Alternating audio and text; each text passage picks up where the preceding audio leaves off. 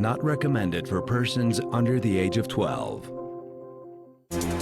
A business jet shuttling passengers to Akron, Ohio. Slams into a residential neighborhood less than 2 miles from the runway. We have a plane into a house, heavy fire. There are no survivors. Investigators search the wreckage, but find few clues. The aircraft was burned down to almost nothing on the hill. But a close examination of radar data provides a lead. They're cleared to descend, and then they wait a full 2 minutes. Why? We really wondered, what is the situation in the cockpit at that time? Hey, you guys know where you're going? There's going to be some weather, so I'd love to have you up here for the flight. Well, did you hear that?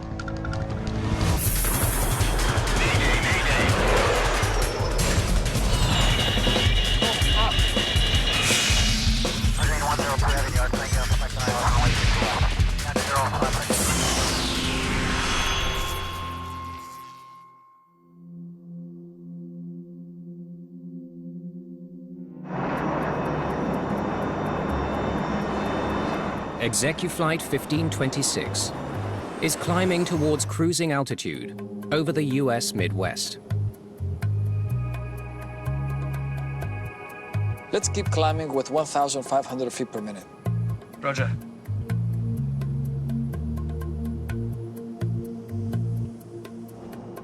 On board are 7 executives from a Florida-based property management company. Sorry. They've chartered the luxury jet from Execuflight, a private carrier based in Fort Lauderdale. Donnie Shackelford is a former captain who flew with Execuflight. Execuflight caters to the people of South Florida for business purposes, also to entrepreneurs, athletes, and even entertainers. 17,000 feet. Roger. 17,000 feet. Leveling off.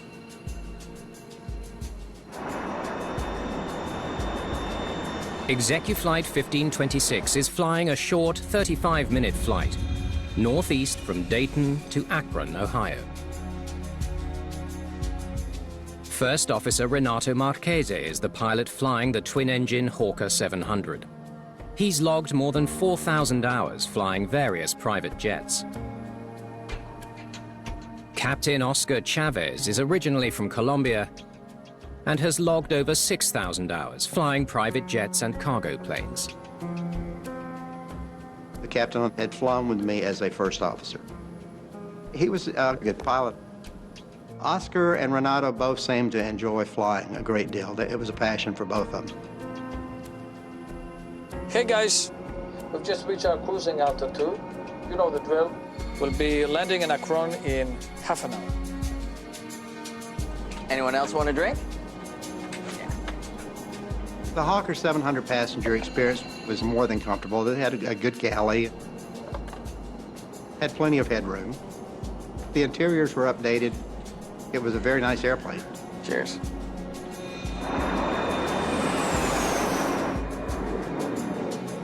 Zipline 1526, descend to 13,000. Zipline is Execuflight's call sign. Descending to 13,000 feet. Thank you. Zipline 1526. I'm going to check the weather. Automated weather observation. Wind 290 at 07. Overcast 1,800. Temperature 090 Celsius. All right. We have overcast weather. The crew prepares for possible bad weather in Akron. Okay, let's see. Akron, right. Heading? 249. Flight 1526 continues its descent. Akron Airport is less than 20 minutes away. I'm gonna go check to see where we're at.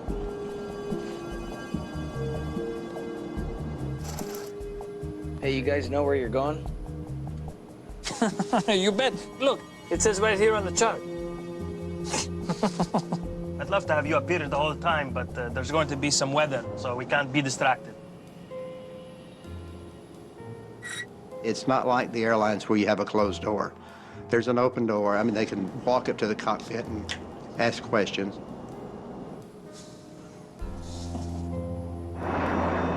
As Flight 1526 descends to 9,000 feet, Akron visibility 1.5 mist. Sky condition overcast 600 broken. the crew learns the weather in Akron is getting worse. Temperature 1 Celsius. They need to know if it's still possible to land there. 1.5 mile visibility. What visibility does this approach want? 1.25 miles. All right, so we have visibility. 6 minutes from Akron, the crew has a new distraction. A flight instructor is teaching a student pilot how to land in bad weather on the same runway assigned to Flight 1526. Zipline 1526. We do have another aircraft that's inbound to the airport that is slower than you. Fly heading 360, reduce speed 170, descend and maintain 3,000. The crew is asked to alter their course, delay their descent, and maintain their altitude at 3,000 feet. Speed is 170 and 360. Zipline 1526.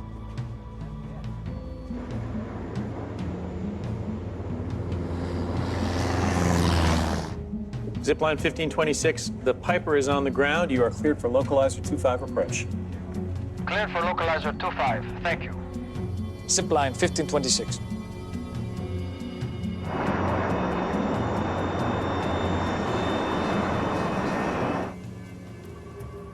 The Piper radios Flight 1526 with a weather update. Hey guys, we just landed on the localizer and broke out right at minimums. Appreciate it.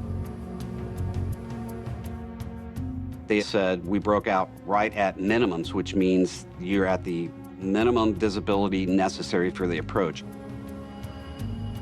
Flight 1526 is now 4 miles from the runway as it starts its final approach. Can you check if I've got everything? Ignition. Everything is all set. Stand by.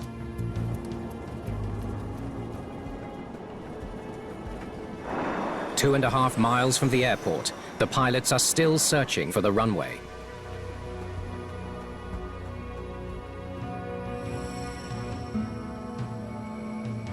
Finally, the plane breaks through the clouds.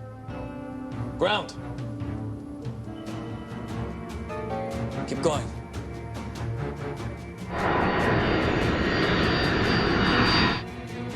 Okay, level out now. I got it. Pull up. Pull up. Pull up. Hey, what's going on? Pull up.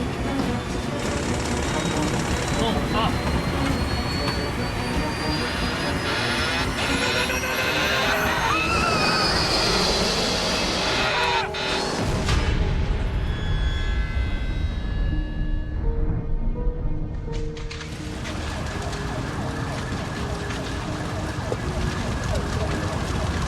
Plane into a house, heavy fire. We have a lot of wires down.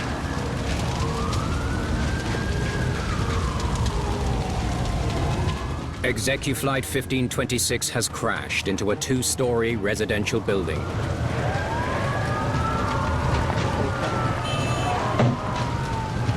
Everyone on board is dead. The NTSB must now determine what caused this fatal accident.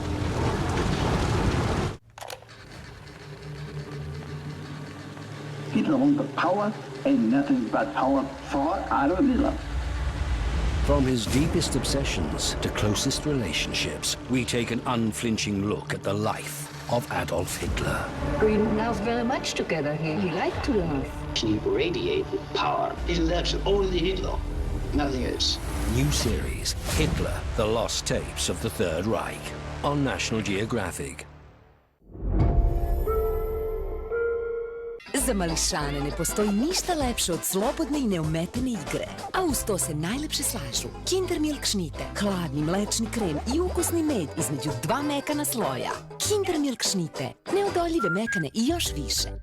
Mi u Galbaniju pružamo samo najbolje, kao što je naša mozzarella, tako sveža, mekana i ukusna. Galbani, broj 1 u Italiji. Dođe i vreme kada deca žele da porastu, pa postanu nezavisniji. I bez obzira na put kojim krenu, jedna stvar ih uvek spaja. Zadovoljstvo kada Kinder Joy dele na njihov način. Ja počnem s vaflom. Ja sve pomešam. Ja ću početi s igračkom. Kinder Joy, mali zalogaj od mlečne i kakao kreme sa 2 hrskave vafla loptice i igračkom za igru sa njihovim drugarima. Kinder Joy, radost odrastanja na njihov način. Mnogo zabave znači mnogo prljavog veša i mnogo pranja. Novi Merix Cold Water Active.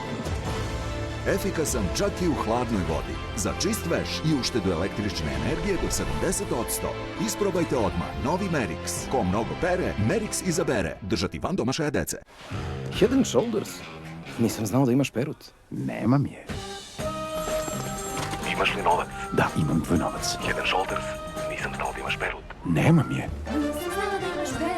Nemam je. Uz Head and Shoulders više nemate perut. Sprečavate. Žilet Venus, svetska marka ženskih brijača broj 1. Pruža ti duplu glatkoću jednim pokretom, sa 2 gel trakice. Tako da možeš biti spremna za 5 minuta. Žilet Venus, uživaj u glatkoj koži svaki put. Da li misliš da je moć koja te dovela do ovde odustala od tebe? Ali kada ćeš da veruješ u sebe, ako ne na cilju? Zašto staješ na kočnicu kada ima još goriva u rezervoaru?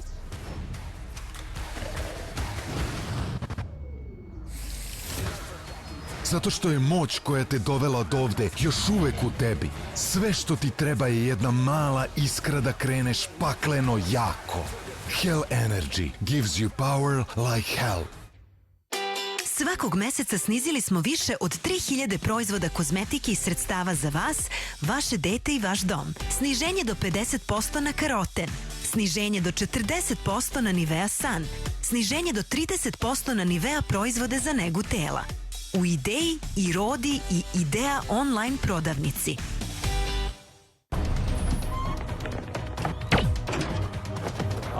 Daj, čove, šta? Pa jesmo rekli hula hop. Pojedi kremasti Snickers, mogao bi malo da se fokusiraš. Pero, Petre, Mitiću. Sve ide glatko u svežo najverim kikiriki puteru u kremastom Snickersu. Dođi na Letijadu, dok su cene u padu. Ne propusti mega sjajnu uštedu u svim Mega Maxi i Tempo hipermarketima i iskoristi do 70% popusta na elektronske uređaje, kuhinski asortiman i sezonske proizvode. Bazen sa pumpom na popustu 50%. Ležaljka na popustu 70%. Zna se gde su mega uštede. Mega Maxi i Tempo. Let the games begin. I gotta get ready. I'm ready. I want to be the best. Nothing really else matters. Woman versus beast. I'm coming to play. Woo! #1, baby. Let's go. Risk equals reward. Who's the goat boat now, baby? Bah! Isn't that what a goat does, or is that a sheep? The new season of Wicked Tuna on National Geographic. We may have just made a quantum leap in our understanding of shark biology. I think we've discovered something truly groundbreaking here. Oh my God, this must be the biggest hammerhead I've ever seen.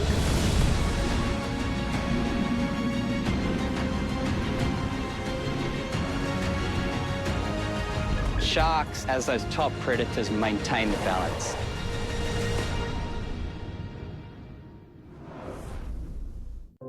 Not recommended for persons under the age of 12.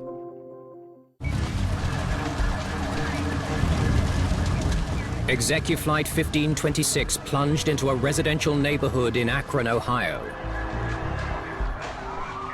Incredibly, None of the residents were home during the crash. But the neighborhood is on edge. You just don't think a plane would drop in a residential area like this. This is crazy.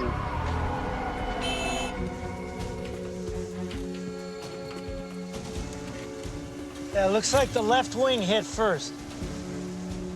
When NTSB investigators arrive on scene, they notice a large gouge leading to the crash site.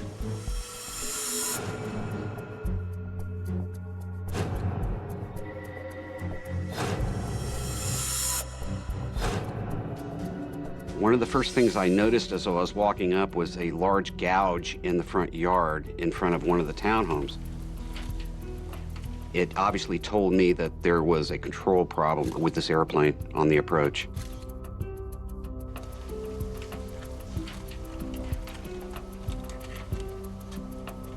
Flaps at 45.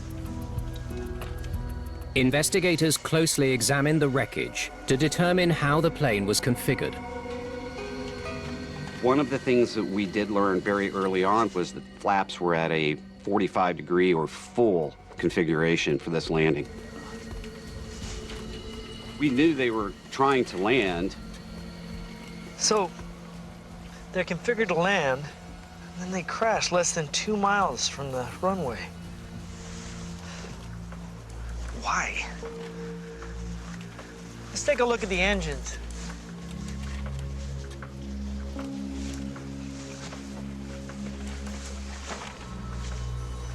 Did the engines fail as the plane approached the airport? It's in pretty bad shape. One of the things that we were looking for with the engines at the accident site was if they were operating. We really wanted to see if there was dirt, concrete bits, that type of thing inside.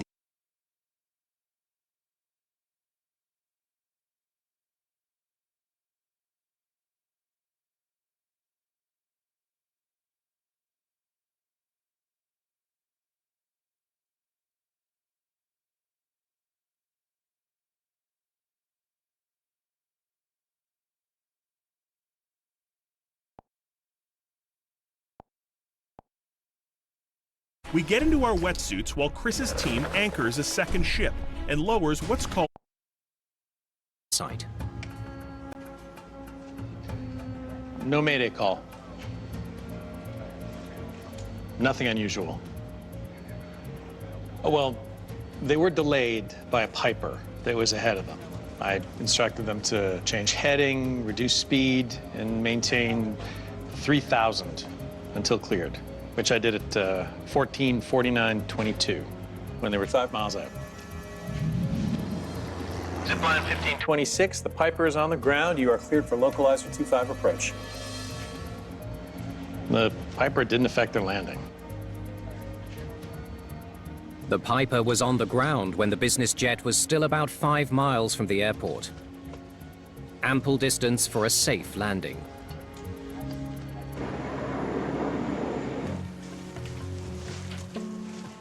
At the crash site, investigators comb through the wreckage for more clues. What I needed to know was there anything in the accident wreckage that was recoverable from an operational standpoint? The material that the pilots use, the cockpit, things that could be documented, that's what I wanted to see. Hey, check this out. We found manuals that the pilots were required to have on board. This is something. Grab an evidence bag. It was damaged and it was burnt, but we were able to examine it.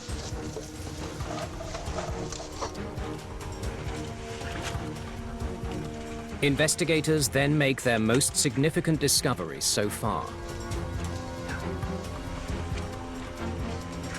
We found the angle of attack indicator in the cockpit wreckage. That's important because at a certain angle of attack, the wing will stall. What angle were you at? It was damaged extensively, but they could see that the needle was in the red band.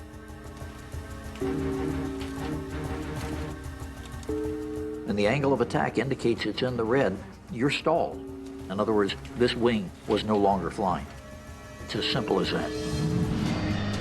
Investigators determined that the plane stalled as it approached the airport. Now they must understand why. Pull up! Pull up!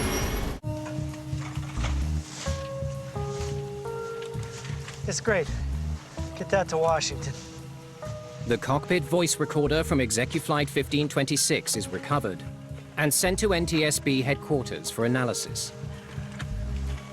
When we found out the aircraft did have a cockpit voice recorder, the first thing we were very interested in doing is making sure it got back to our labs. I didn't know if we had good information.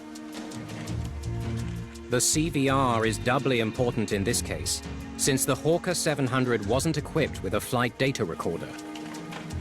Flight data recorders are incredibly important because they give us a no-question look at precisely what the flight dynamics were all the way to impact. These investigations are like a jigsaw puzzle, and with a flight data recorder, the pieces of the puzzle are much bigger and easier to put together.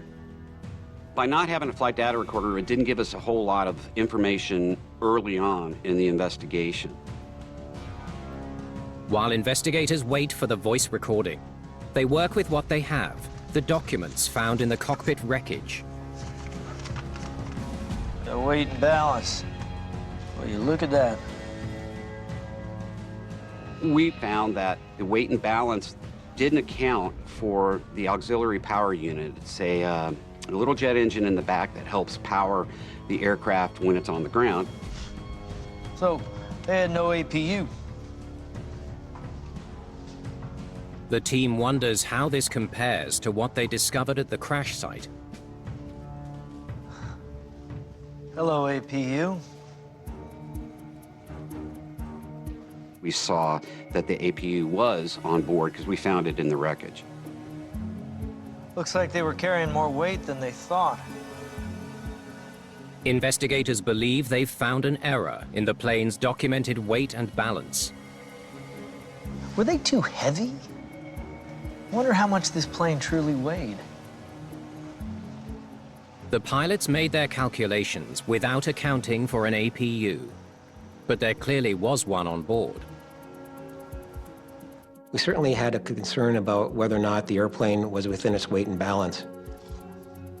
The NTSB calculates the actual weight of the plane during its final flight. The APU weighs 300 pounds. And according to the aircraft refueler, they were loaded with 8,160 pounds of fuel, but they only wrote down 7,700. So how much in total were they over by? They were only 286 pounds overweight. The plane's actual weight was slightly more than what the pilots recorded. It wouldn't have really made a performance difference on the aircraft.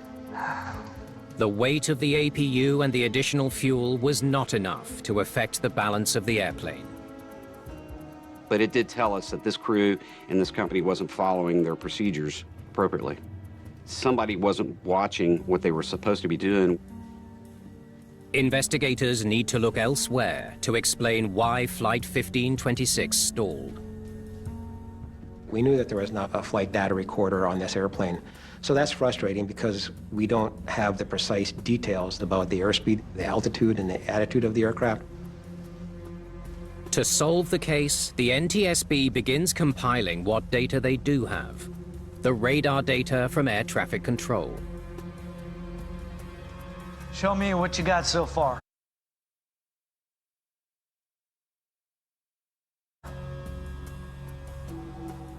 A turning point in our investigation came when our engineer was able to recreate our aircraft performance from the radar data.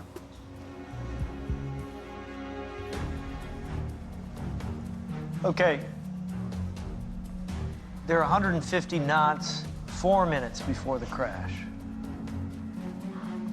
Okay, keep going. Our aircraft performance expert was able to estimate the airspeed of the airplane, the angle of attack, the attitude, the altitude, and rate of descent. As the plane approached the airport, you expect the airspeed to decrease. It drops from 300 down to 150, everything normal. Investigators find nothing unusual about the flight until they focus on the last 2 minutes. Look here. The speed drops to 130 knots, and then it keeps dropping to 98 knots. No wonder they stalled. The thing that really stood out was the excessive rate of descent at the very end was 98 knots, which was going to stall the airplane. Airspeed is life. This is one of the most important points in flying any airplane, but especially a jet. Maybe they were trying to stay clear of the Piper. I doubt it. The controller told them the runway was clear 3 minutes before it stalled. The airspeed data leaves investigators with more questions. Let's look at the altitude data. The team reviews the plane's descent profile for the period leading up to the crash. The early part of the descent looks pretty normal. They're doing a dive and drive approach. They level off at 9,000, 5,000, 4,000. Look at that. That's odd. Can you blow that up? They make an important discovery. Look, they hold at 3,000 feet for an entire 2 minutes. That's way too long. And then they plunge steeply.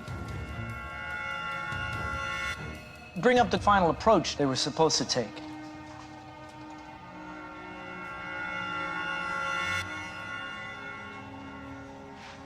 It's not even close. On normal approaches, the glide path allows the airplane to descend on a general 3-degree path all the way down to the runway.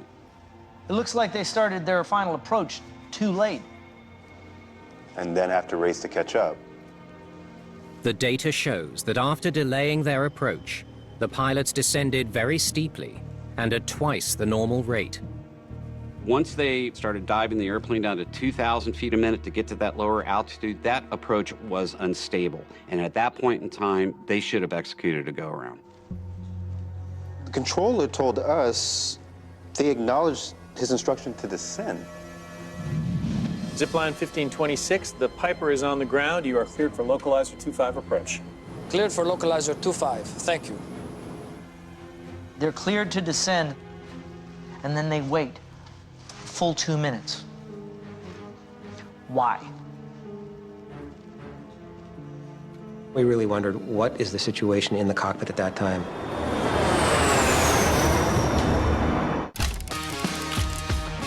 Da li svet oko sebe vidite na poseban način? Mislite li da možete da uhvatite magiju svetla?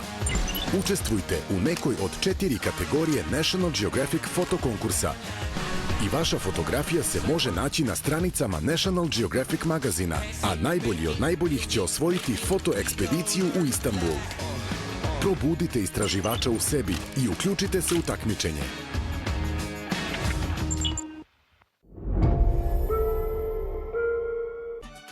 Najlepše želje sladoled, kvatro ili na štapiću, sa ukusom tvoje omiljene čokolade.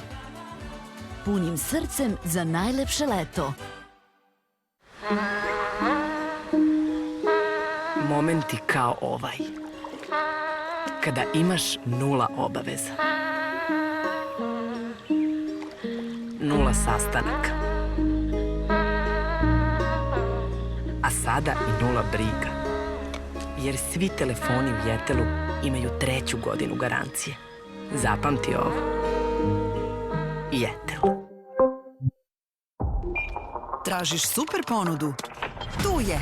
Kreni u A1, mrežu koju prelazi najveći broj ljudi. Čekate sjajan izbor telefona po wow cenama.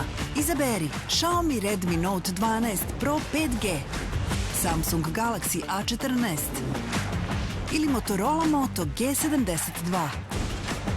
Tvoj novi telefon. Čekate u A1. Od tebe počinje. Head and Shoulders? Nisam znao da imaš perut. Nemam je. Imaš li novac? Da, imam tvoj novac. Head and Shoulders? Nisam znao da imaš perut. Nemam je. Nemam je. Uz Head & Shoulders više nemate perut. Sprečavate je. Volim dve stvari, ragbi i podučavanje. Moraš prvo da brineš o sebi da bi mogao da brineš o drugima, a to počinje ličnom negom. Pređi na novi Dove Men Advanced plus dodatna hidratacija za samopouzdanje koje traje. Kada koristim dezodorans koji me štiti, spreman sam da pružim svojim igračima šta je potrebno. Pređi na novi Dove Men Advanced. Novo od brenda Palette, intenzivna boja za kosu. Snažnija, negujuća formula. I tako intenzivna boja. Za uspešno pokrivanje sedih. Palette, broj 1 u Evropi. Samo u Lili drogerijama do 28. jula popust do 30% na sve Titanija proizvode. Lili, lepo mi je. Imlek 70. rođendan proslavlja uz kravicu. Kupovinom Imlek proizvoda u vrednosti od 500 dinara možete da kupite litar Moja kravica trajnog mleka za 1 dinar. Za Imlekov 70. rođendan kravica za 1 dinar. Imlek. Alaska is part of me. These things that you learn are not yours. We have to bring all of our young people to the future. This is tough country. I don't know who we'd be without what our ancestors taught us. I don't want that tradition to end and die with me. A good day to be indigenous. Brand new Life Below Zero First Alaskans on National Geographic. Get closer to the Alps than ever before. From snowy mountain tops with their pioneering projects to the valleys below with their natural riches. Glimpse past the peaks to a stunning region that offers more than mountains. Come with us and experience the beauty of the Alps in a brand new season of Europe from Above on National Geographic. Not recommended for persons under the age of 12. NTSB investigators turned to the cockpit voice recorder from Flight 1526 to understand why the pilots delayed their final descent into Akron. Take it from the first instruction about that Piper. Zipline 1526, we do have an aircraft inbound to the airport that is slower than you. Fly heading 360, reduce speed 170, descend and maintain 3,000. Down to 3,000, 170 is the speed, and 360. Zipline 1526. Down to 3,000, he wants 170 knots. Okay. I'll have to drag everything. Somebody lowered the landing gear to start slowing the airplane up and creating drag to hopefully get a little bit more spacing between them and the other airplane. Did you hear what he said? There's another plane on the approach. He's slower than us. We don't know if he's on the ground yet. The captain was very concerned about the spacing between them and the training flight and was saying that to the co-pilot. Did you hear that? Investigators hear the sound of the engine thrust decreasing. Let's see the airspeed again. The airspeed drops from 170 down to 140. That is way slower than he needs to be going. Look, you're going 140. Zipline 1526, the Piper is on the ground. You are cleared for localizer 25 approach. Cleared for localizer 25. Thank you. Flight 1526 is now at 3,000 feet and positioned to fly straight into Akron Airport. They should start their descent. Why did the pilots delay their descent for 2 minutes, forcing them to catch up? You're going 120. You can't keep decreasing your speed. Once the co-pilot received the warning from the captain that they were too slow, the co-pilot should have increased thrust significantly. But instead, the pilots get into a debate. Oh, 120. Where did you get 120? It's more like 125. which is the approach speed. But you've still got the flaps to go. And when they go down... This is what I'm saying. If you continue decreasing your speed... But why? Because we're going to stall. I don't want to stall. How do we... Stop. They are so busy arguing about their speed that they forget to start their descent. There was about 2 minutes of conversation concerning the airplane's speed. The pilot and first officer were actually arguing that it was getting too slow. That delay of almost 2 minutes was critical. He's already too slow, and he's overflown the altitude he should be at, and now they've got to chase the approach. Now he's got to get the airplane down fast. Okay. What investigators hear next is even more shocking. Hey guys, we just landed on the localizer and broke out right at minimums. They were notified that the smaller airplane had landed safely on the runway. Full flaps.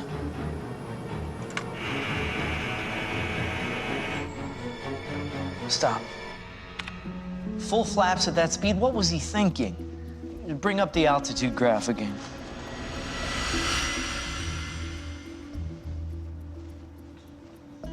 Well, hey, that's why the plane starts to drop like a rock.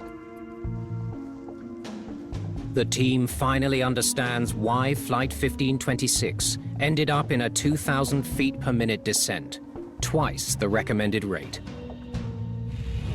The first officer was racing to get the plane back on course. The airplane is too high, it's too slow, and with full flaps rather than partial flaps. They really needed to get down in a hurry. And really that is a turning point when we said this airplane is not configured properly for the approach. And this puts the crew and passengers in really a lot of danger. He should have just called a missed approach. Try it again. Investigators now need to understand why the pilots continued their dangerous descent. When we look at the errors that the pilots made, we really had to wonder, what was their background? NTSB investigator Sathya Silva examines the pilots' personnel records to see if they explain their behavior on the day of the accident. The first officer had more than 4,000 hours of flight time. He was the pilot in command for 3,200 hours, and he passed all his courses. Health? He, just turned 50. No sign of drug or alcohol in his system. But take a look at this. Looks like he pulled an all-nighter 2 nights before the accident. Could he have been fatigued? For the first officer, what we found was he did not have the rest several days earlier that the regulations required. Let's see what the airline has to say. So we wanted to take a look and see if a chronic fatigue problem may have manifested itself several days later to hopefully explain why this crew, and particularly the first officer, was making so many mistakes. Thanks for coming in. Happy to help out. Silva interviews Execuflight Captain Donnie Shackelford, who had flown with First Officer Marchese leading up to the crash. Tell me about your last flight with the first officer. 2 days before the accident, we flew into Fort Lauderdale.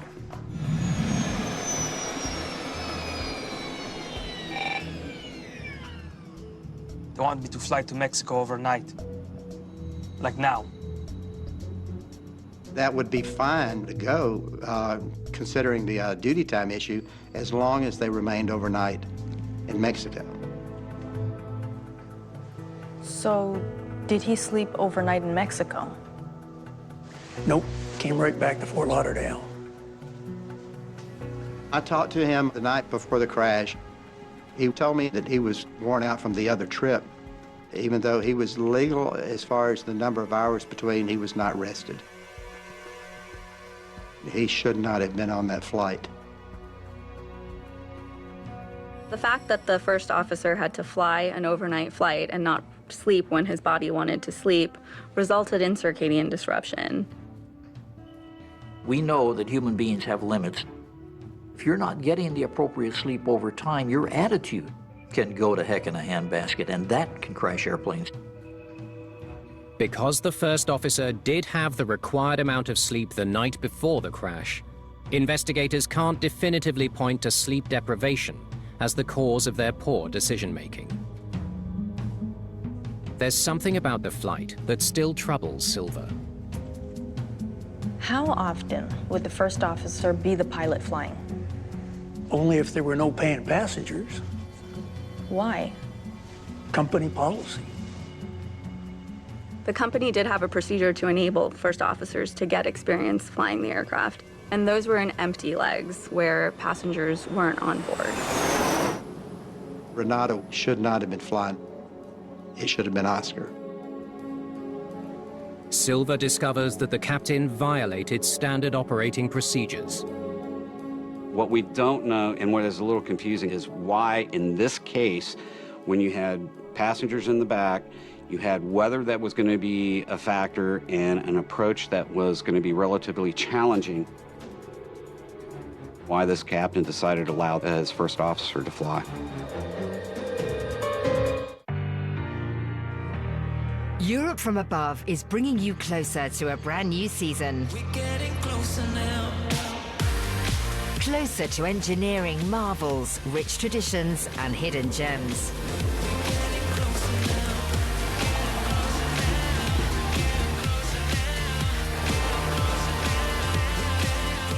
Experience it all in a brand new season of Europe from Above on National Geographic. Pomoću Canesten 3 vaginalnog krema možete lečiti gljivičnu vaginalnu infekciju i ublažiti simptome poput svraba i sekreta. Canesten 3 vaginalni krem za lečenje gljivične vaginalne infekcije. Bayer. Pre upotrebe detaljno proučiti uputstvo. O indikacijama, merama opreza i neželjenim reakcijama na lek posavitujte se sa lekarom ili farmaceutom. Miksa brine da osetljiva koža blista svakog dana. Novo, Miksa niacinamid glow nega sa 6% niacinamida, vitamina C iz hvalena. Obnavlja prirodan sjaj kože i hidrira je tokom 24 sata. Klinički testirana formula za sve tipove kože. Niacinamid glow, Miksa, stručnjak za osetljivu kožu. Zbog čega je Galbani omiljena marka sireva za Italijane? Verovatno jer više od 130 godina mi u Galbaniju pružamo samo najbolje. Kao što je naša mozzarella, tako sveža, mekana i ukusna. Galbani, broj 1 u Italiji. Sada je vreme za mene. Lepo, ali postoji bolji, Bref način. Novi Bref Spa Moments. Efikasno čišćenje pri svakom ispiranju za toalet koji uvek sija. Sadrži miks esencijalnih ulja za osjećaj kao u spa centru. Sada je moje vreme za opuštanje. Novi Bref Spa Moments. Mnogo zabave znači mnogo prljavog veša i mnogo pranja. Novi Merix Cold Water Active. Efikasan čak i u hladnoj vodi. Za čist veš i uštedu električne energije do 70%. Isprobajte odmah novi Merix. Ko mnogo pere, Merix izabere. Držati van domašaja dece. Head and Shoulders? Nisam znao da imaš perut. Nemam je. Imaš li novac? Da, imam tvoj novac. Head and Shoulders? Nisam znao da imaš perut. Nemam je. Nemam je. Uz Head and Shoulders više nemate peru. Sprečavate. Head and Shoulders? Nisam znao da imaš perut. Nemam je. Imaš li novac? Da, imam tvoj novac. Head and Shoulders? Nisam znao da imaš perut. Nemam je. Nemam je. Uz Head and Shoulders više nemate peru. Sprečavate. Kako se izboriti sa ovim flekama i mirisom slačionice u veš mašini? Probajte nove Persil diskove. Uklanjaju fleke i mirise duboko u tkanini i neprijatne mirise još dublje u veš mašini. Za 10 puta bolje uklanjanje neprijatnih mirisa. Probajte nove Persil diskove od brenda broj 1 u Srbiji. Držati van domašaja dece. Spremi se za putovanje puno plazme. Kupi minimum 450 grama plazme, pošalji brojač računa SMS-om na 5544 ili na plazmanagradnaigra.rs i osvoji nagrade pune plazme. 10 kofera svakog dana, 4 Opel Crosslanda, a kao glavna nagrada fantastični plazma kamper. Plazma za svaki put. Aquaviva Herbal. Ledena harmonija čaja i meda. Osveženje je doživljaj. Zastani, doživi, nastavi. Aquaviva Herbal. Mio fratello gelatelli! Caro mio, buon gelato. Evo, baš sam uzeo tvoje sladolede. Ja sam kupio tvoje sladolede. Ova jagoda je fragola brutale. Cioccolata è nenormale. A cena cenissima. Molto pristupante. Piccolo platimento. Tutto completo. Od ponedeljka 24. jula Gelateli Protein Sladoled Bar. Više vrsta, pakovanje 5 komada. 319,99. Gelateli Sladoled u kornetu sa ukusom kikiriki putera. Pakovanje 6 komada. 359,99. Arrivederci! Adio! Lidl, jednostavno bolje, povoljnije.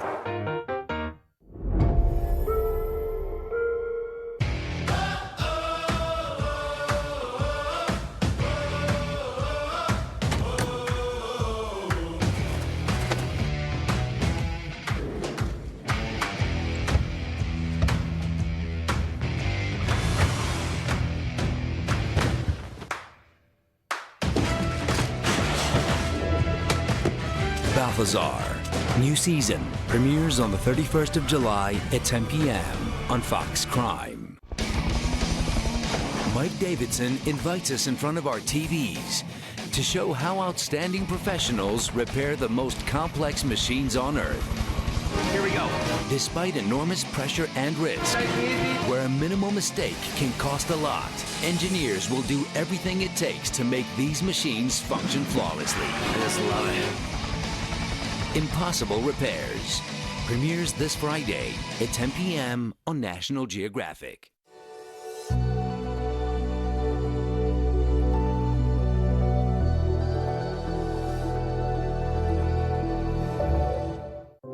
Not recommended for persons under the age of 12. The NTSB wants to know why Captain Chavez broke company policy, allowing his first officer to fly the plane with clients on board. Take a look at this. The captain didn't get much sleep either.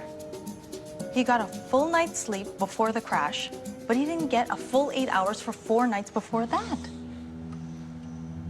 Maybe he was also fatigued. That's possible.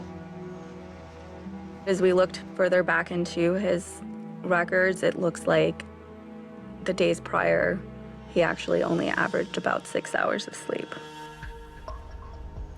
Investigators listen for any indication of fatigue on the cockpit voice recorder. Let's pick up where we left off, the start of the final descent. Descending from 3,000 feet, the crew begins their landing checklist. Can you check if I've got everything? Ignition? Everything is all set. Standby. Yaw damper. Autopilot. Main air valves. He just stops in the middle of his landing checklist. It's like he's distracted. There were checklists that were supposed to be done all the way through. We found on the cockpit voice recorder all the checklists that they should have complied with were never completed. Instead of finishing the checklist, the captain's focus turns to the plane's erratic descent. You're diving. Don't dive. 2,000 feet per minute. Buddy. Yeah. 2,000 feet per minute. Don't go 2,000 feet per minute. You with me there? The co-pilot was being coached so much by this captain that at this point, this is the very serious portion of the approach. We're going to go down into weather that's very low and very significant. The captain should have taken control. When it's time for the captain to say, I got the airplane because you're not performing well enough, there should be no question and no hesitation. Why wouldn't he take over? Investigators hear more than the effects of fatigue on the recording. By having the first officer fly, this captain then was dividing his time being a captain and also being an instructor. We found he wasn't appropriately managing the cockpit as a captain. Don't go 2,000 feet per minute when you're 500 feet above the ground. Bring up the altitude graph again.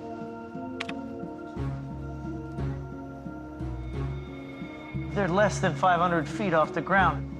That's below their minimum descent altitude. It's critical that you do not descend below that altitude until you have a visual view of the airport or the runway.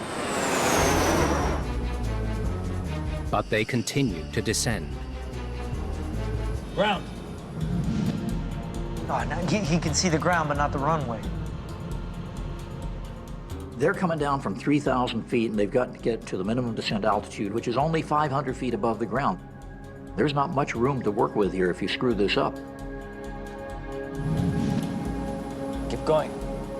The CVR reveals that the captain violated a fundamental rule by continuing the descent without the runway in sight. If you don't see the field, then you do a go-around.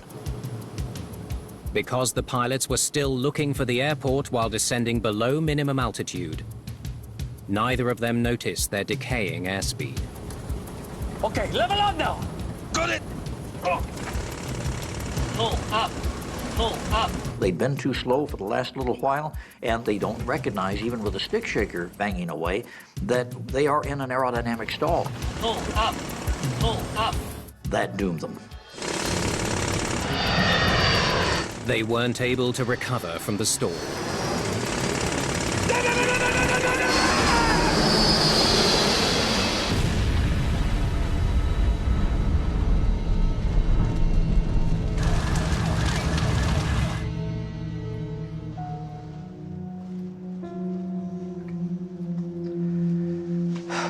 It's a perfect storm of their own making. Investigators find enough evidence on the voice recording to conclude that fatigue was likely one component of the crew's poor decision-making. We found that the captain's behavior could have been attributed to fatigue. But fatigue alone doesn't explain the long list of botched procedures on Flight 1526. They broke so many rules, makes you wonder who trained them. They weren't following their procedures. They missed checklists and call-outs. They got delayed on the approach. They were flying in the wrong configuration. We decided to go back and take a look at their training. What was it that led up to them making these mistakes?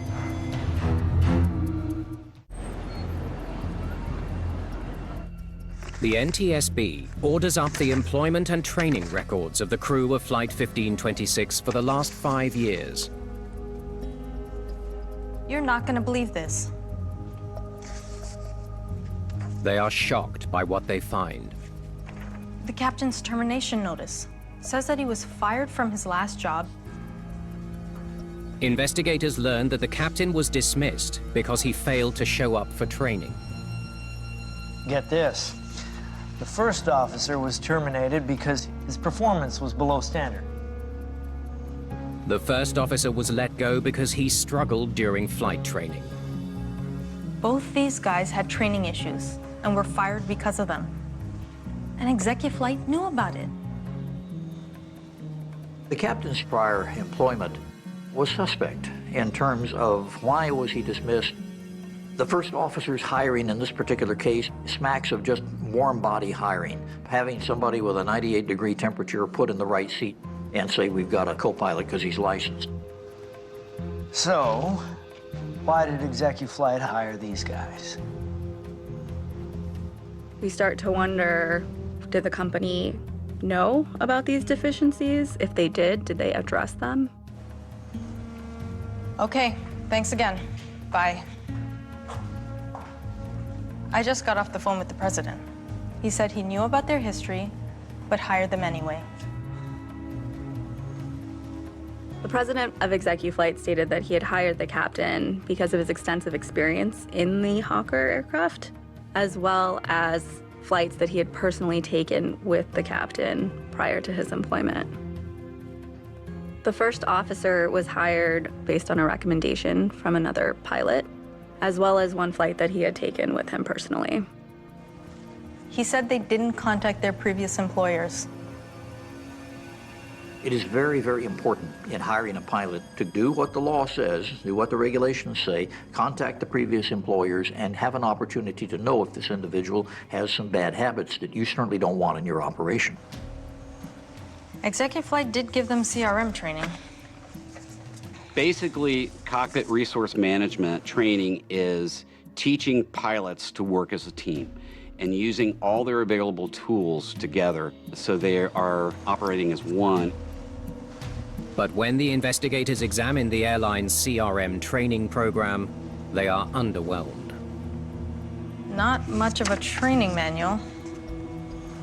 The regulations required Executive Flight to have cockpit resource management training, and they did. What we found was their training was insufficient and their evaluation of the crew was not proper.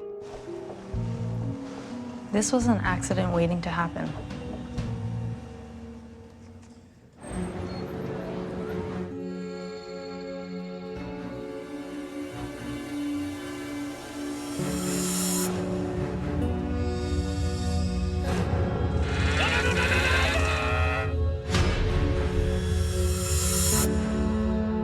The NTSB concludes that the probable cause of the crash was the crew's mismanagement of their approach, deviation from operating procedures, and ExecuFlight's lax hiring and training practices.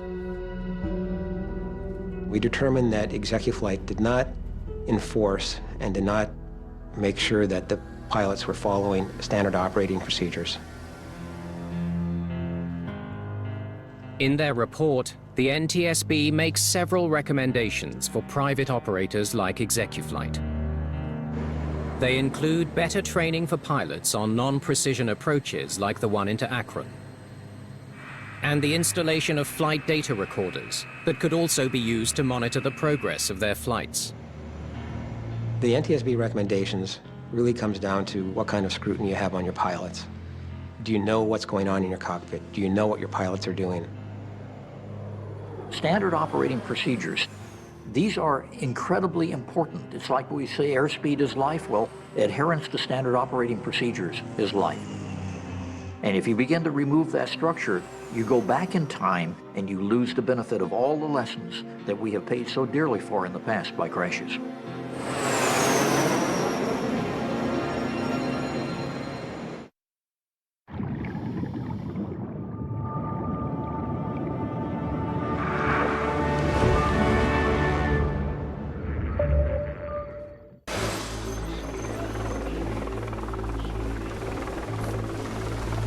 This might be one of the most dangerous photo assignments ever.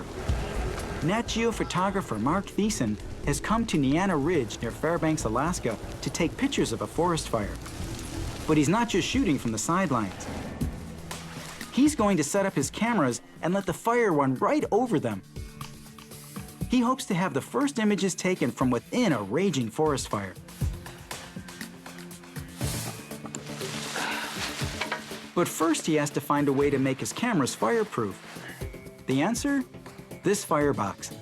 An insulated camera housing which can withstand high temperatures, complete with Pyrex portholes. But Mark won't know if his box design works until after the fire moves through and he gets a look at the photos. That is, if the cameras don't melt.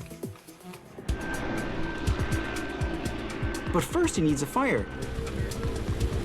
So he decides to work with some firefighters who have started a controlled burn here to research how a wildfire behaves.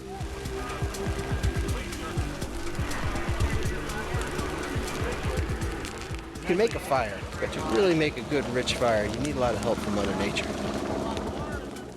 So the crew gives nature a little jump start. The super-fueled flames are finally raging, creating their own wind, which can be 10 times faster than the existing breeze. Even Mark is surprised by the heat. Wow, look at that burn. Whoa, it's hot. Boy, can you feel that heat? The crews have to make sure they don't lose control of the burn. Using beaters, they smother any spot fires. There's one right here. See the smoke right here? As the flame rages over specially protected cameras, Mark finally gets the shots he's been waiting for.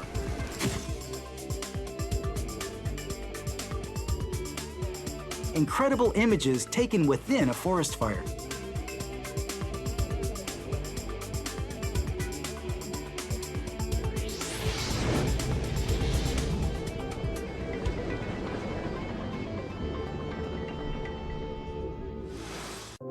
Not recommended for persons under the age of 12. Nazi Germany's panzers storm across the North African desert.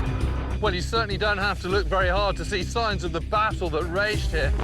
Fighting a lethal game of cat and mouse. Anti-tank gun ahead! Turn around, turn around! Let's get out of here! The desert is turned into a brutal killing zone. Never seen an entire shell like that just lying there. Masterminded by one of Nazi Germany's greatest generals. It's here that Rommel puts in his attack. 200 panzers, over 1,000 support vehicles charging across the plain. But when Nazi battle plans falter, Enemy fighters! Stop the car! Rommel and Hitler clash over strategy. I will not accept this kind of insubordination. Fought across one of World War II's toughest battlegrounds, this is the story of Hitler's Desert War. The biggest construction projects of World War II, ordered by Hitler and his Japanese allies. Now these ruins survive as dark reminders of their fanatical military ambition, and the Allies fight to overcome it.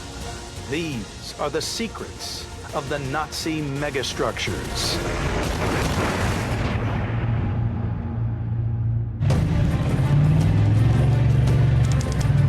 Stop, stop, stop!